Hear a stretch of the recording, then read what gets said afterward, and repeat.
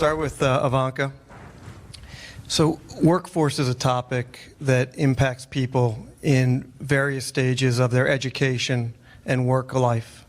How will the administration look at this holistically?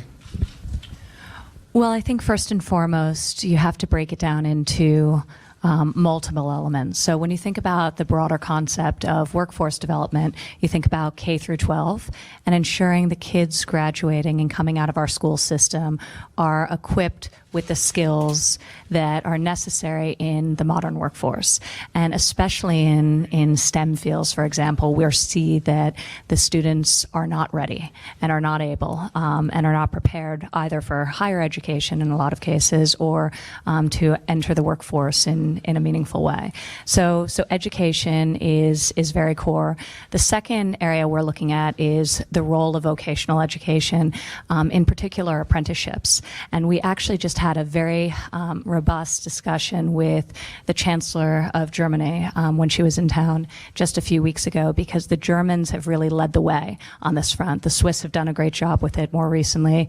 In England, we've seen a lot of focus on apprenticeship training. So really thinking about the role of vocational education and making sure that it is incentivized for both the students to consider it as a viable option and partnering with the private sector to really ensure that what's happening, the education taking place, whether it's at community college or at apprenticeship programs, matches ultimately their needs. So skill-based education. The last thing we're looking at is workforce retraining. So for people who have been out of the workforce for a number of years and are looking to re-enter, or people who are currently in the workforce, but they're in a field where jobs are rapidly being displaced. So how do we take large groups of people and think about how to retrain them in areas where their skills will be more relevant to the workforce of the future. So it's a big topic.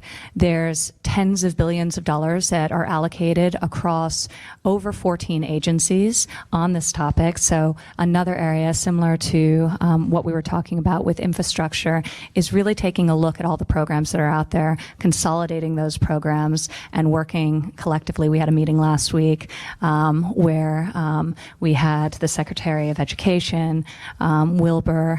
We had the Secretary. Mick Mulvaney was there. Mick Mulvaney was there, really thinking about how we can ensure that everyone's working collectively with these goals in mind. Great, thank you.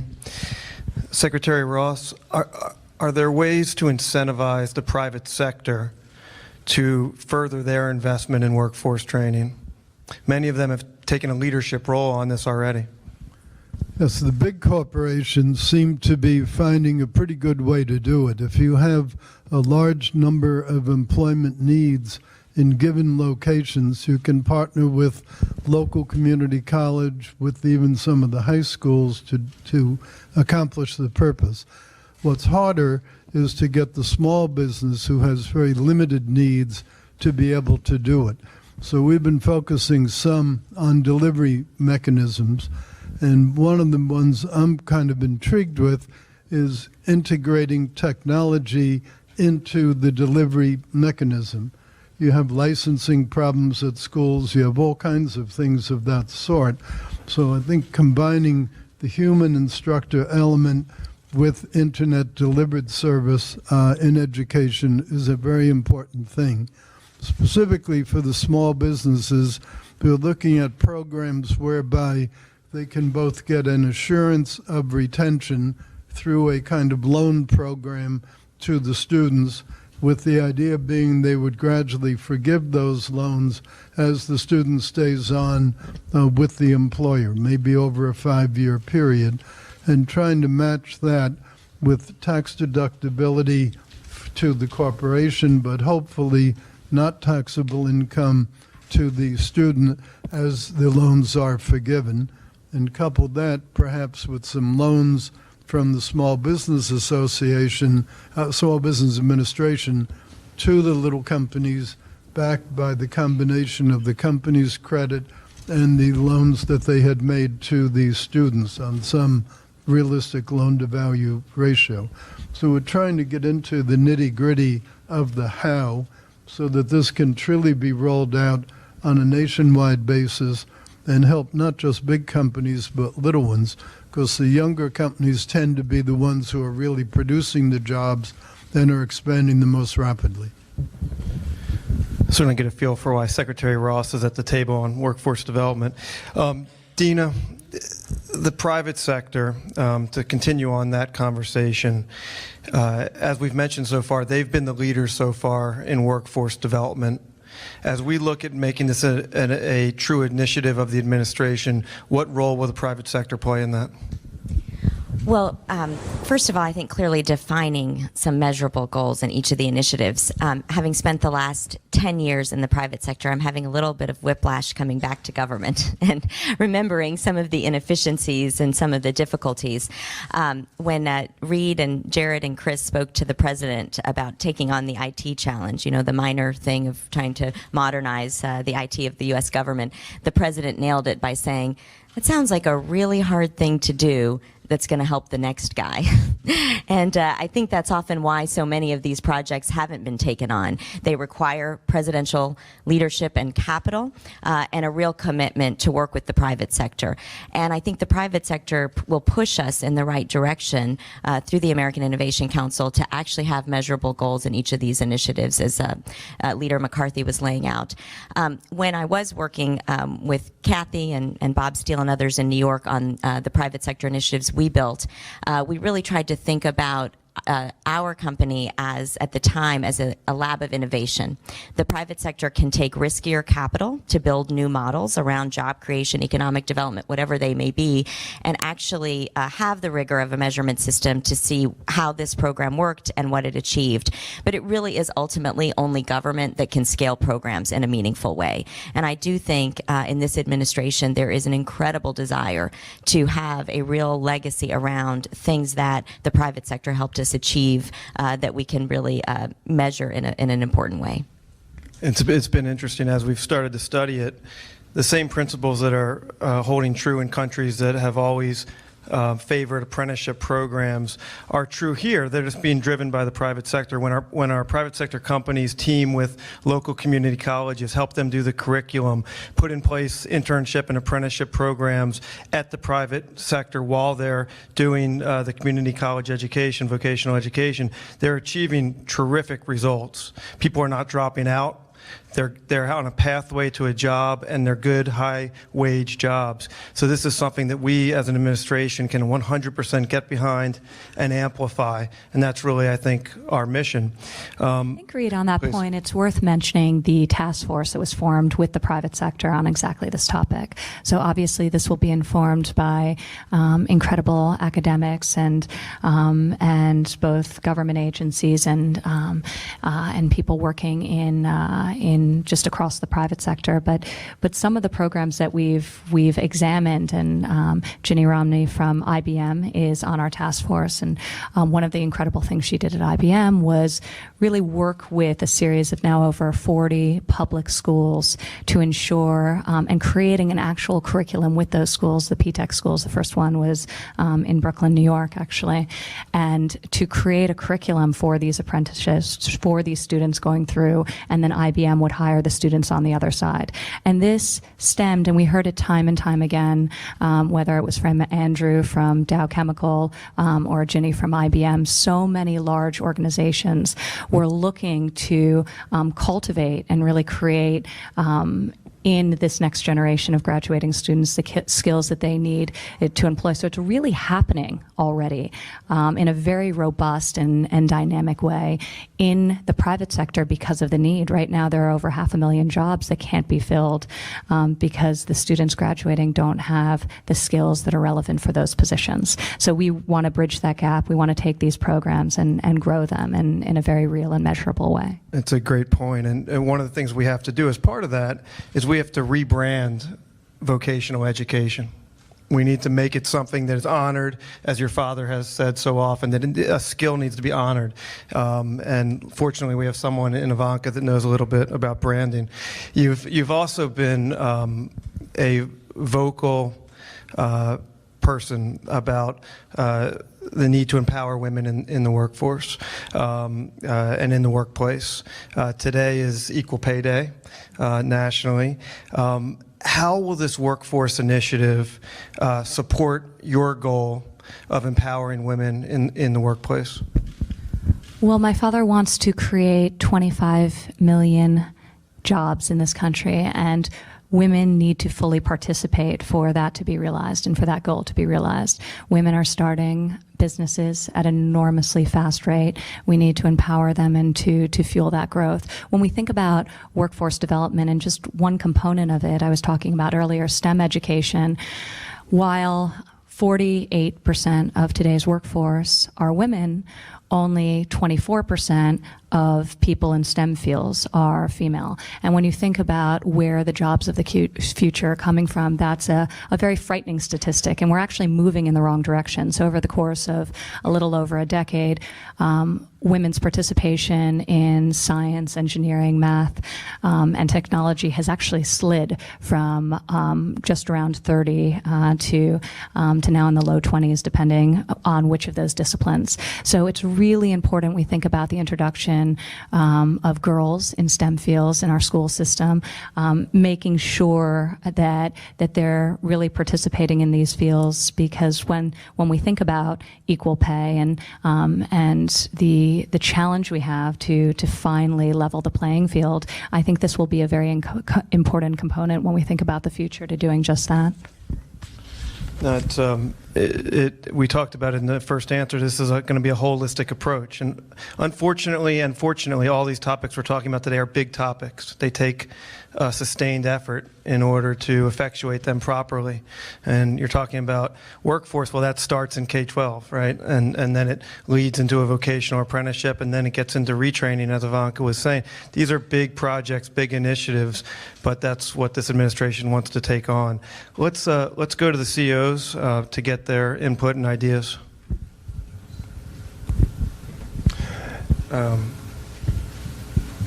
I think Phillips over here. Just to pick up on the apprenticeship idea, we've tried that at Run a Technology Company in New York. Sorry, thank you. Yeah, no problem. And with CUNY, it's actually worked pretty well, but it did take a lot of time, and this is where the federal government can help. So we gave the CUNY our software. They built 2 courses around us, and when the kids graduate and they get certified, we guarantee them a job with us or one of our customers. That's working well, but finding the professor who understands that, who wants to do that, understands it's okay for academia to partner with a commercial company, that took 2 or 3 years to find that person in each university. And the second thing is just the funding. There has to be a computer infrastructure set up. Somebody has to train the professors. Curriculum has to be built, so it's not inexpensive, and that take another 2 or 3 years. And so the idea is great, but just need some way to scale it over time and then encourage you, because that's what happens in India and Manila. That's what they've been doing this for many years. If we could do that here, that shortage of talent that we have in technology, that's the way to address it. And we've seen some of the most successful examples happening organically, just like you mentioned, where private sector needs at companies are being met through community colleges, where they're collaborating locally, creating a curriculum that is mutually advantageous to the students graduating and to the companies who are prospective employers. So we're studying all those different efforts and looking to figure out how to scale it. I think Secretary Ross mentioned the role of digital, which is enormously important. Also the role of creating accreditation programs and really thinking about how to create both standards and certificates across different industries. And the construction industry in particular has done quite a good job on this front, and that's why so many of today's apprentices that you see are coming up through that industry. So taking some examples and bringing that to manufacturing and bringing that to technology. Yeah, I'd like to challenge the people in this audience to come up with a better way to label vocational. Reed mentioned about branding. I think it needs rebranding in 2 dimensions. One is with the young people themselves, because vocational has taken on a pejorative meaning that I think is unnecessary. But the other is with the parents. Parents have a revulsion to the idea that their offspring might actually work with their hands or not work as after college. And I think we need to change both mindsets in order to get this program to really work for the young folks. Ivanka, Secretary Ross, Dina, this is a big topic. We appreciate the time. Thank you so much. Thank you. And I would encourage everyone in this room to try and create apprenticeship programs at their companies, because you can all really move the needle. Now you have two challenges. Yes. Thank you. Great job. Thanks so much. Good to see you. Great job.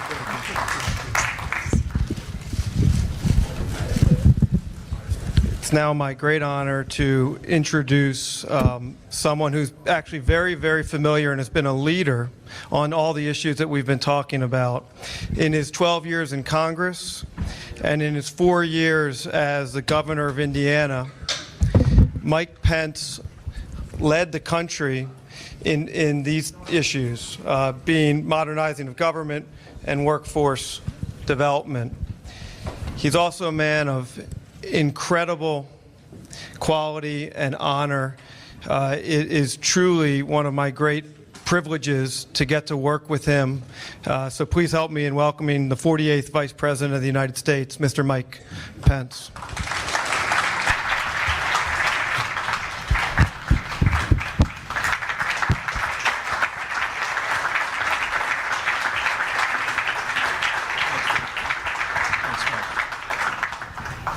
Thank you all very much. Thank you, Reed. And how about another round of applause for that last panel? Ivanka and Dina and Wilbur. It's a great privilege to be able to welcome you to the White House. Thank you so much. I want to thank everyone involved in the Partnership for New York City, Michael Corbett, Stephen Schwartzman. It's an honor to have the leaders that are gathered in the room here with us today. I know the President is on his way over, and it's my great privilege this morning to share a few thoughts in the midst of this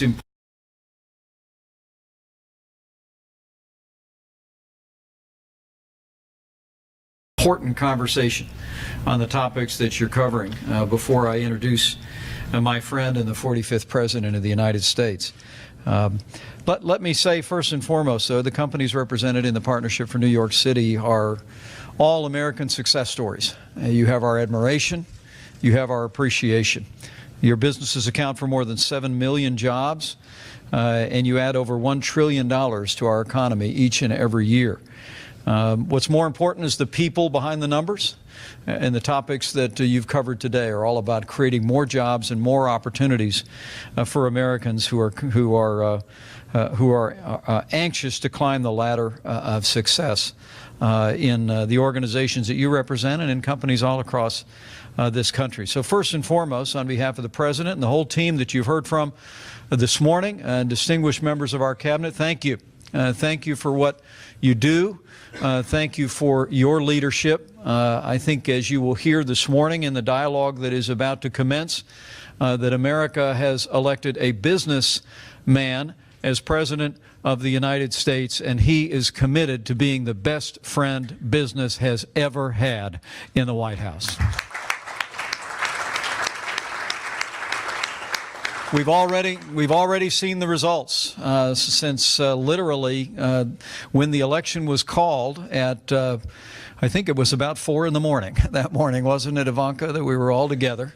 Literally, we've seen renewed energy and dynamism in the American economy. The first 2 jobs reports, as I'm sure you are aware, thanks in no small part to the leadership represented in businesses here in the room today. The first 2 jobs reports show that under President Trump, nearly 500,000 new jobs have been created in the first 2 months of this year. Businesses and consumers haven't been this optimistic in decades. In fact, we just learned from the National Association of Manufacturers that in their historic quarterly report, 93% of manufacturers are optimistic about the future. That represented almost a 40-point increase in optimism since the last report. We think that is evidence of a vote of confidence in our new president and in his vision to get this economy moving again by putting common sense principles into practice. From the very outset of this administration, the president has been energetically working to roll back excessive regulation and red tape. Leaders in Congress, and I see Leader McCarthy, who's with us today, have been producing under what's known as the Congressional Review Act legislation to roll back onerous regulations that emerged in the waning days of the Obama administration. And in the coming days, President Trump will be signing even more bills into law, rolling back that avalanche of red tape. The president's also taken decisive executive action on expanding American energy, the Keystone Pipeline and the Dakota Pipeline. We continue to work earnestly with Congress for a new future on health care reform. And the President and I remain confident that working with the Congress, we will repeal and replace Obamacare with health care reform that will work for the American people and work for the American economy. And of course, in the offing before we reach the end of the year, the President is determined to roll his sleeves up, work with the Congress, and pass the largest tax reform in a generation. Business, as I said, from those numbers about optimism, business has clearly gotten the message. But today's conversation is all about learning from job creators represented in this room how we can continue to build on the momentum in this economy, particularly focusing on infrastructure, government modernization, and workforce. I can tell you that the subject that I came in at the end of, and I know was much a topic today with Ivanka and with Wilbur, having to do with improving the quality of our workforce, expanding opportunities for what is known as career and technical education, what we back in Indiana call vocational education, is a real passion for our new president. And we look forward to partnering with you in ways that we can continue to encourage investment and create opportunities for expanded career and vocational education. So today is all about really giving you an opportunity to share your thoughts. It's part of an ongoing conversation this administration has commenced since the very first day the president took office, listening to business leaders, listening to everyday Americans about ways that we can bring about his agenda to make America great again and to have our economy growing and expanding in a way that is consistent with the most powerful economy in the history of the world. I think the president is in the side chamber, so let me say to all of you, the opportunity you have today is to hear from a man who I have a chance to sit with every day. What you're going to see firsthand is what I see each and every day, and that is not only just a businessman made president, but you're going to see a leader, informed, focused, decisive, and absolutely committed to make America great again. It is my high honor and distinct privilege to introduce to all of you my friend, the 45th President of the United States of America, President Donald Trump.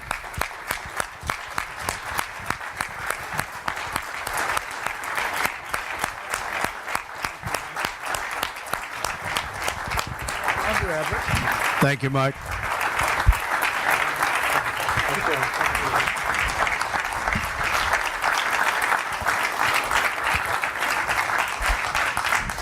Good morning. Good morning. Sir, I know. Hello, Ivanka. I know you know a few of the people in this room. I do. All the killers from New York. I'm looking at all those competitors, those great talents, great builders. I have to give you a heads up that Ivanka chaired one of the sessions before this. Tough act to follow. Oh, she's tough. Yeah. Very tough. Vice President Pence listed some of the amazing accomplishments that have taken place since your election and your 75 days in office. The stock market has had almost unprecedented sustained growth. Unprecedented confidence from our manufacturing sector and other business sectors, leading to massive private sector investment and job growth. You have gotten rid of regulations that were unnecessary and were job stifling. You have strengthened our borders and strengthened our military. You've nominated a great superb Supreme Court justice, amongst many other things. How does all that feel? And we're getting unbelievable credit for what we've done, other than the mainstream media, which just gives us no credit whatsoever. But we are getting tremendous credit. And if you look at the real estate industry, the mining industry, the farming industry, if you look at any of the major industries, you see what's going on. In fact, even today I was very happy, as I read this morning early, that our trade deficit with others has gone down very considerably in the last short period of time. It's having a big impact. And as you know, I'm meeting with the president of China on Thursday and Friday in Palm Beach, Florida. And I think we're going to have a very interesting talk. We're have a lot of respect for him. I've spoken to him numerous times. But we have to do better, because our deficit with China, as you know, $504 billion. That's a year. That's incredible. That's enough for a lifetime. Even Steve would say that. But that's a year. So we're going to have a great meeting. I'm sure we're going to have a fantastic meeting, and we're going to talk about a lot of things, including, of course, North Korea, a problem.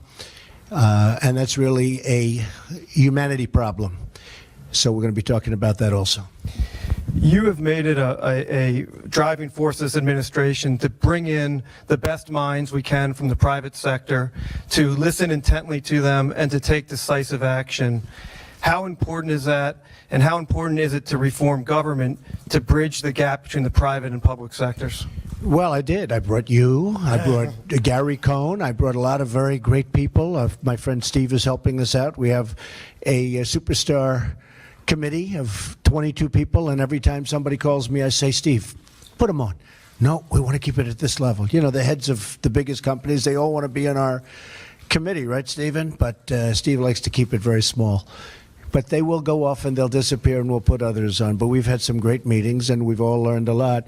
One thing that did come up, and it came up yesterday, was Gary Cohn. Where's Gary? Is he here? Right there. Could you bring me that chart, please? Do you mind? Let me see that chart. So this was just something. This is sort of incredible. That's so beautiful. Yeah, no, you're not quite. This is to build a highway in the United States. Now, this was just done yesterday. I saw it for the first time. I said, you know, I'm speaking to some of my friends who are builders, really great builders. And they've gone through the process. We've all gone through it in New York. With we call it the zoning process in New York. But you start up here, and this is anywhere from a 10 to a 20-year process. You have, 17 agencies. You have hundreds and hundreds of permits. Many of them are statutory, where you can't even apply for the second permit until 6 months go by. The process, so this is to build a highway. This is a simple highway. And these are the agencies. So it's 17 agencies. How many different steps is it? TJ? 16 different approvals. 16? 29 different statutes, 5 different executive orders that all apply to this process. This is indicative, so this is not a specific project, but this is the type of process that a government, this is a state government, would have to go through to permit a highway federally. This is just federal, not state regulations. So it can take anywhere from 10, if you're really good, 10 years to 20 years, and then they vote, and you lose. They don't want it. And it costs sometimes hundreds of millions of dollars just to go through the process. Thank you very much. That was a great job you did. Be careful. Don't fall. I don't want to have you fall. You'll be a big story in the paper if you go down. So I just saw that yesterday. Gary Cohn walked in and he showed it to me. And for no reason, I said, you have to do me a favor. But a lot of you're such pros, some of the best pros in the world sitting in this room. You understand it. It's a process. Now, I've always liked it because it gave people that could go through that process an advantage, like Jerry. But it gave us an advantage if you could get through the process. But getting a building approved in New York is a horrible, horrible thing. And that's nothing compared to when you get into the highways and the dams. They don't even talk about dams anymore. You know, hydropower is a great, great form of power. We don't even talk about it because to get the environmental permits are virtually impossible. It's one of the best things you can do, hydro, but we don't talk about it anymore. So we've come to a halt. We have a tremendous person that we put in charge of EPA, Scott Pruitt, who is an environmental person. He wants clean air, he wants clean water, but he doesn't think it takes you 26 years to get a permit to build a building and to have jobs, at which time those companies are usually gone out of business, et cetera. So we're really speeding up the process. We're going to try and take that process from a minimum of 10 years down to 1 year. I said, can't we make it 4 months? Can't we do it in 4 months? And there is a certain logic to that, but we'll be satisfied with a year, but it won't be any more than a year. So we have to build roads, we have to build highways. We're talking about a very major infrastructure bill of $1 trillion, perhaps even more. And when we have to do our jobs, I mean, if we say we're giving to New York City hundreds of millions of dollars to build a road someplace, it doesn't help if they can't start, because it's going to take 7.5 years to get the permits. Even to redo a road takes years to get the permits. You know, you have a road that's there, and you want to redo it, and you have to get new permits for the kind of asphalt you're using, the kind of concrete you may want to use. And if we're going to give all of this money, you know, there was a very large infrastructure bill that was approved during the Obama administration, $1 trillion. Nobody ever saw anything being built. I mean, to this day, I haven't heard of anything that's been built. They used most of that money, it went, and they used it on social programs. And we want this to be on infrastructure. I'm working with Steve Roth and with Richard Lefrak, two friends of mine that are very good builders. They're great builders. And they know how to get things done. They know how to cut red tape. Then we're going to give them the advantage of having what we have. I see Elaine is here, so we're so important, who is doing an incredible job, by the way, Secretary of Transportation. And Elaine will be working, but we're going to set up a committee headed by Steve and Richard, and we're going to cut a lot of red tape. But we don't want to send $1 billion to New York and find out 5 years later the money was never spent, because we're going to be very strong that it has to be spent on shovels, not on other programs. And in the last case, a lot of it was spent on other programs. But we're going to say, if you don't spend the money, if you don't start, if you have a job that you can't start within 90 days, we're not going to give you the money for it, because it doesn't help. It doesn't help us. And we're going to be very strong on that. They have to be able to start within 90 days. Mr. President, we have some of the great business leaders in the country here. If okay with you, they have a few questions, if that's Sure. Great. Hello, Jerry. He didn't have to say his name. He was ready to say his name. We know. We know Jerry. Jerry Spire, everybody. Mr. President, you're doing a great job, and we're all really grateful to you for the sacrifices you're making. Okay. Hope you heard that. That sounds much better. I think from New York's point of view, we send a lot of money into the economy. As a number of people have said, it's over $1 trillion. We're worried that we're going to have a problem with Congress. And With the deductions, right? Deduction. That too. But we're worried about various programs that help the city. The city's doing fine right now. Even the Yankees are doing fine. But what we're really concerned about is the future. Do you have any advice for us? Well, look, I love New York. And, you know, in some ways, we're all lucky that I'm from New York, because New York has unique problems. So does Los Angeles, so does Chicago. You know, there are places that have unique problems. One of the problems that you have is debt and deductibility. That's a big one, because a lot of the states that don't have debt or have very little debt, like in the case of Mike Pence, where he did such a good job in Indiana, and it's a AAA rated bond, one of the strongest in the country. And, you know, deductibility is not that big of a deal, because they don't have that much to deduct. And over here, you know, in New York, when you look at what's going on with us, we don't know in terms of the municipality and in terms of the state, we don't know if it can even make it if you don't have that. Are people going to buy? So it's a very big problem. And the problem I have is that there are many places throughout the country that are the exact opposite position. And they consider that a gift to the state and a gift to the people. And we know New York does things that a lot of people don't read about. You know, you look at what the money that they contribute to our economy, to our country. And people don't know about that. They don't maybe want to know about that. So you do have, I call it a tale of two cities. You have different interests. But I am watching over everybody, Jerry. You're in good hands, okay? You're in good hands, believe me. You can tell the people of New York. Even though I didn't win New York State, I should have won New York State, but I didn't. Mr. President, Kathy Engelbert with Deloitte. I want to return to a conversation we just had with Ivanka, Dean, and Wilbur on jobs, the workforce of the future. And so as we think about that and we think about our skill sets, in New York City alone, our public high school graduation rate is at 70%. But the readiness of our students for college and careers is only is assessed at 37%. So as we look at the pace of change, we look at the digital transformation we all see in business in the marketplace, and we look at the skills that this disconnect between what employers need and what our students coming into our workforces are prepared to deliver.